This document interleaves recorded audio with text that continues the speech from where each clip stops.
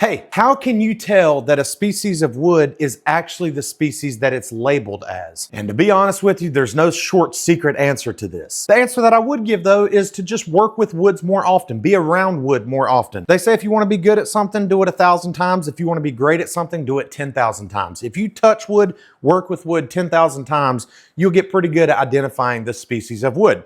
But as an example, do you know what this is? It may be apparent that this is a certain type of wood, but even though this looks like this, these are the same species. This is Purple Heart, this is Purple Heart. If you were to see this, but you're used to seeing this, you may not recognize that this is Purple Heart. Some of them are just blatantly obvious. With zebra wood, wingate to me is very obvious because it has a distinct dark versus light grain patterns.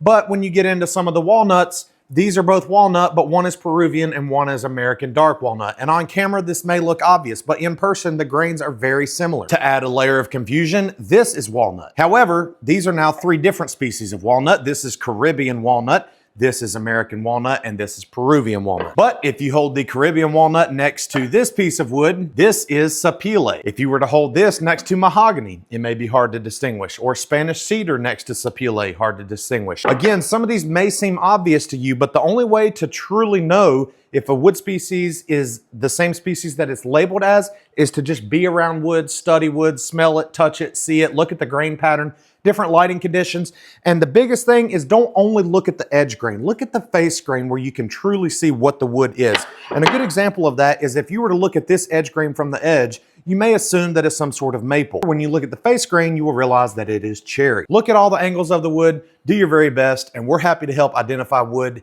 if you need help with that as well at LegacyShopSupply.com.